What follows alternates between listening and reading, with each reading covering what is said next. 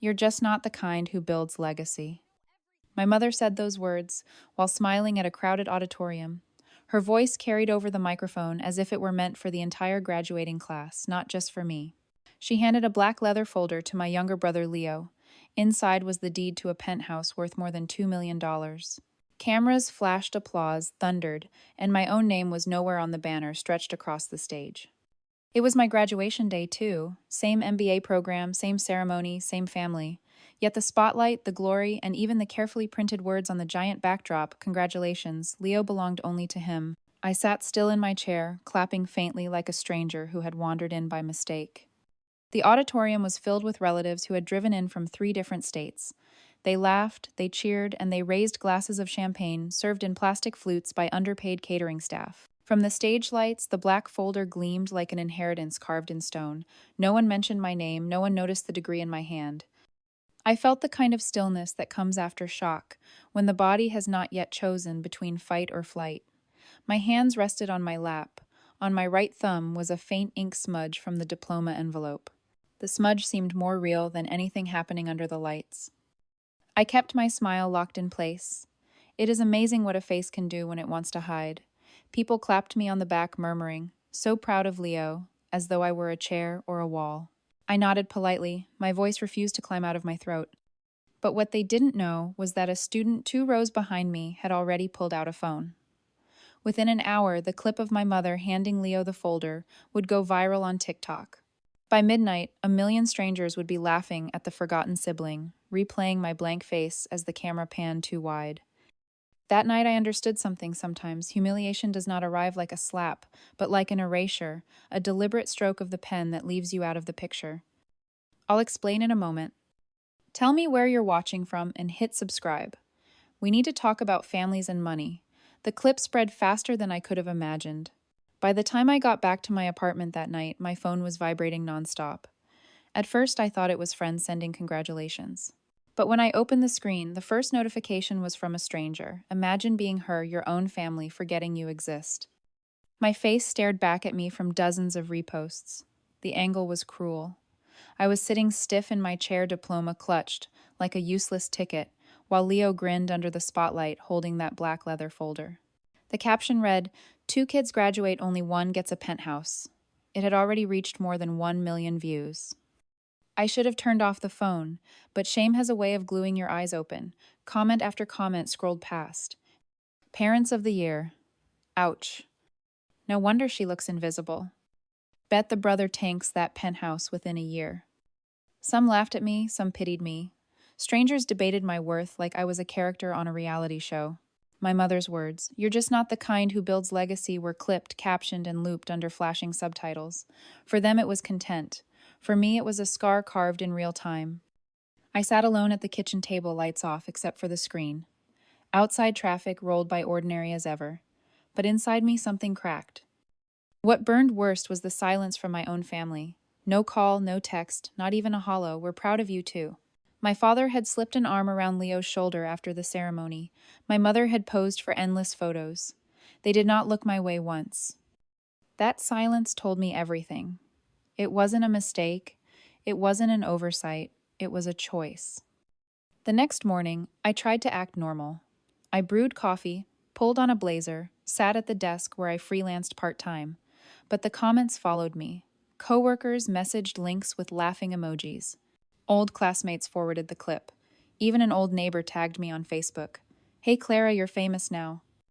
I laughed it off publicly, but inside I was shrinking. Humiliation, I've learned, is not loud. It is quiet, sticky, persistent. It whispers. They see you as nothing. That night I checked the family group chat. The only new message came from my mother. "Great day for Leo. We'll have a dinner this weekend to celebrate. You should come, but please don't make it complicated." Complicated. That was her favorite word for me. Not daughter, not graduate, just a complication. I stared at the screen until the text blurred. Then I powered the phone off. What they didn't know was that I had already received an email from a small startup in Chicago. They wanted me to join their marketing team. Nothing glamorous, but real work with a real paycheck. The subject line was still in my inbox. Offer extended, confirmation needed. I'll tell you what I did with that offer soon enough. For now, let me ask, if your family erased you in public, would you forgive them or would you walk away? Comment below, I want to hear it. I left the dinner invitation unread. Instead, I sat on the edge of my bed that Friday night with a single suitcase open on the floor. Into it, I placed the essentials, a laptop, 3 pairs of work clothes, and the printed offer letter from the Chicago startup. Everything else, the framed diploma, the graduation gown, even the shoes I had bought for the ceremony, stayed behind. The apartment was quiet, except for the hum of the refrigerator. I could hear laughter drifting up from the street. People were out celebrating the beginning of summer. I should have been one of them, proud, relieved, hopeful. Instead, I was packing like someone fleeing a fire. The final straw had come that afternoon. An email from my mother. Don't be dramatic. The penthouse gift was a symbolic gesture for Leo's future. You have your own path. Please don't spoil things with bitterness. Spoil things, as though my presence were a stain on their celebration, as though asking to be seen was bitterness. I stared at the message until the words burned into me. Then I opened a new tab, confirmed the job in Chicago, and booked a one-way ticket for Sunday morning. Saturday passed in a blur. I avoided the family group chat. I muted the notifications from TikTok. I bought a bus ticket to the airport and stuffed the receipt into the pocket of my blazer. By nightfall, I felt like a ghost haunting my own apartment. At dawn on Sunday, I wheeled the suitcase across the cracked pavement outside my building. The city was just waking up, delivery trucks rumbling a jogger with headphones crossing the street. No one knew I was leaving. No one cared. That was the point. On the bus, I watched the skyline shrink behind me. I thought of Leo, probably still asleep in his new penthouse, sunlight spilling across floor-to-ceiling windows. I thought of my parents planning another dinner, pouring champagne into crystal glasses, telling relatives how proud they were. None of them noticed the seat I had vacated in their lives. At the airport, I sat near gate B12, with the job offer folded in my lap. The paper felt heavier than it should, like a contract with myself. If they had erased me once, I could erase myself from them forever. The flight was cramped loud with crying children and rattling drink carts. I barely noticed.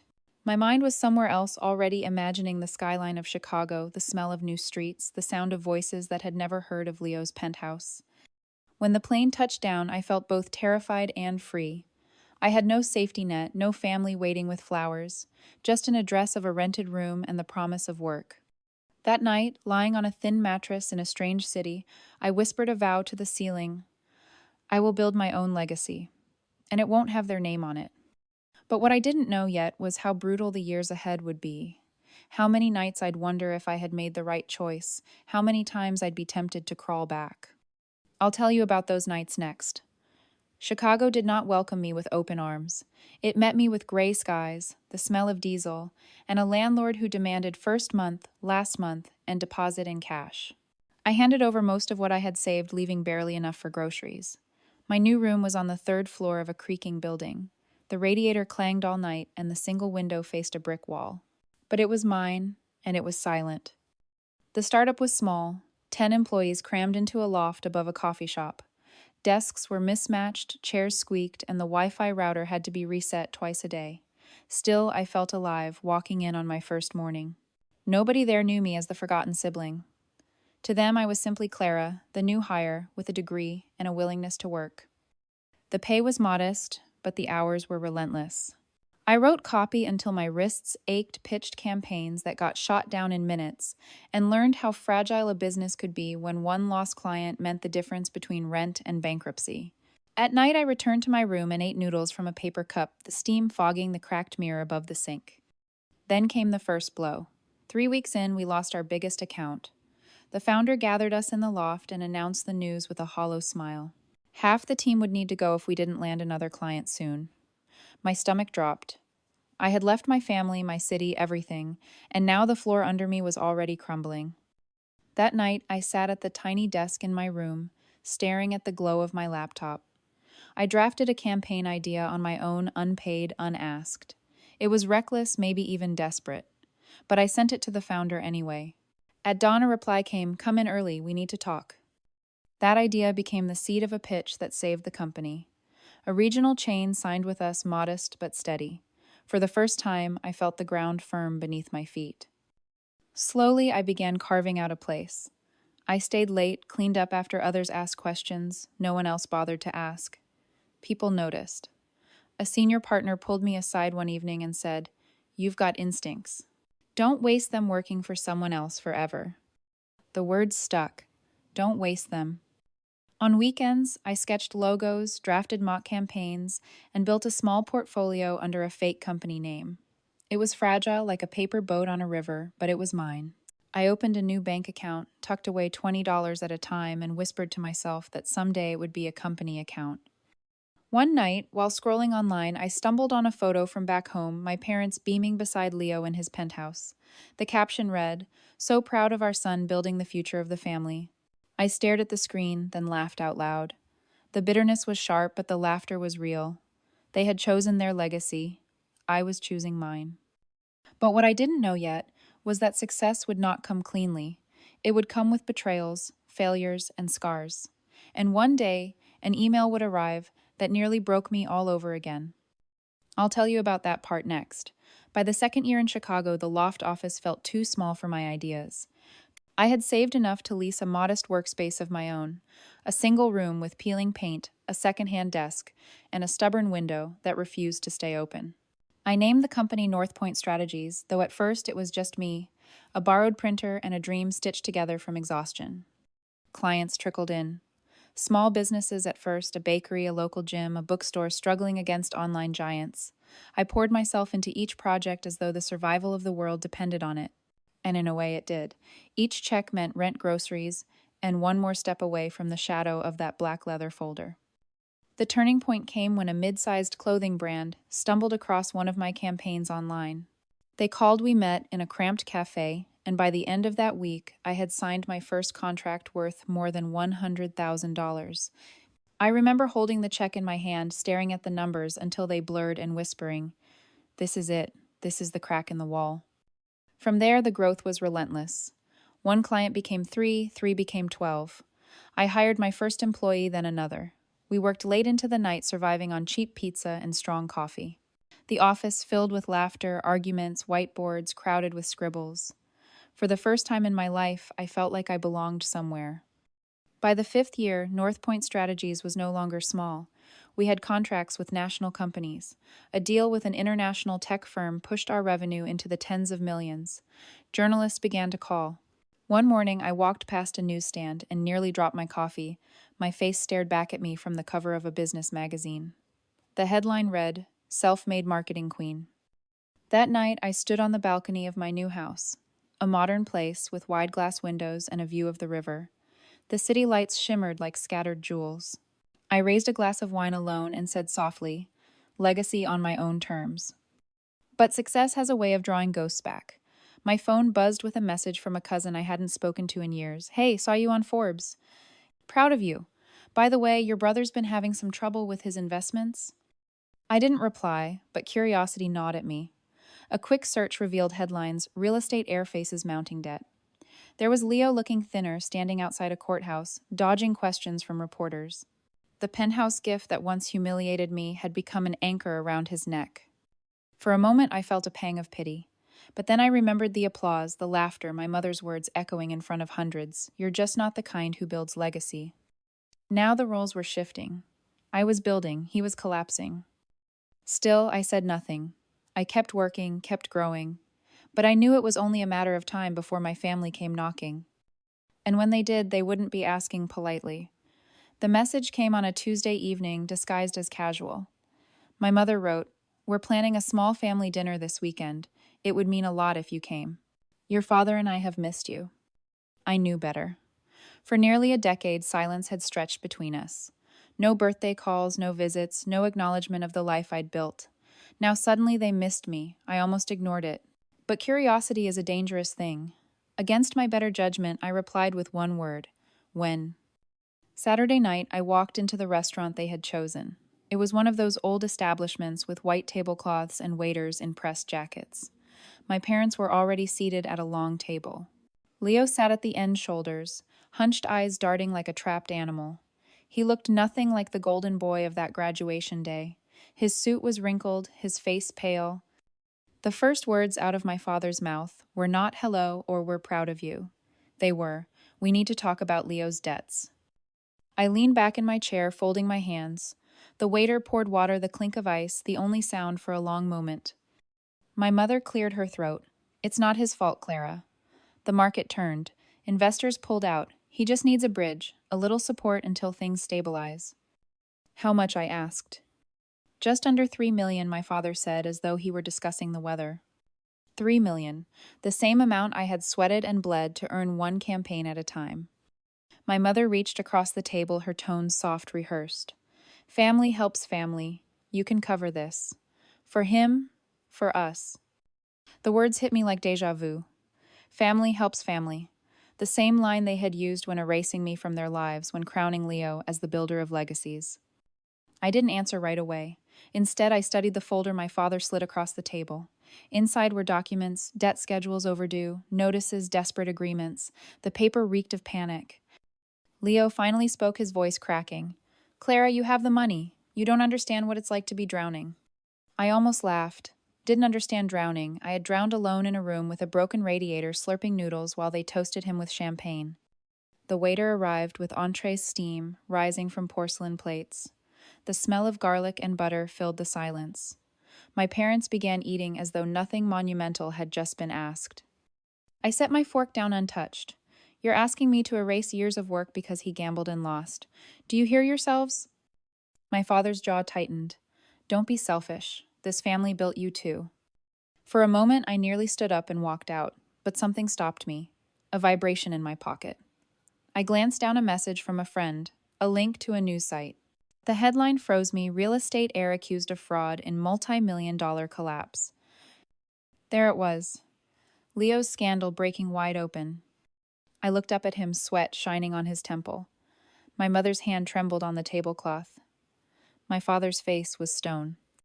I leaned back, folded the folder shut, and said quietly, Number.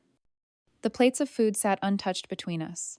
The waiter hovered confused while my family's empire of illusions cracked under the weight of their own entitlement. What they didn't know was that I had something more than money now. I had power, and soon I would use it. The invitation came a week later, wrapped in politeness but heavy with desperation. Please meet us at the attorney's office. We just need to settle some things. I knew what it meant. They were not asking. They were circling, hunting for survival. Still I went. Some things you need to face head on, if only to close the book. The law office was perched on the 20th floor of a glass tower. The lobby smelled of leather and polished, the kind of place where legacy is written in contracts instead of stone. A receptionist led me to a long conference room. Floor-to-ceiling windows poured light over a mahogany table where my parents and Leo, already Saturday, their lawyer, a man with silver hair and an expression like granite, shuffled papers. My father began the performance. Clara, thank you for coming. We want to talk about structuring a trust. It would secure Leo's future, and in return it would keep the family name strong. My mother chimed in, her voice, sugar over steel. It's only fair. After all, you wouldn't be where you are without us. Blood matters, Clara. I said nothing. Instead, I slid a document of my own across the table. The cover bore the crisp stamp of a notary. Their lawyer frowned, flipping it open. This, I said, my voice calm as my will. It details exactly where my assets will go, my company, my estate, my accounts. Leo leaned forward eagerly, already imagining rescue. But then his face drained of color as his eyes moved down the page. Employees, he whispered. You left it to employees. Yes, I said. Every share of North Point Strategies will belong to the people who built it with me. The people who stayed late, who believed when no one else did. That is my family. My mother's hand slammed the table. You can't mean this. We're your parents. We raised you, fed you, gave you everything. I met her gaze steady. You erased me on a stage. You laughed while the world watched me disappear. You told me I wasn't the kind to build legacy. Well, I built one. And you are not in it.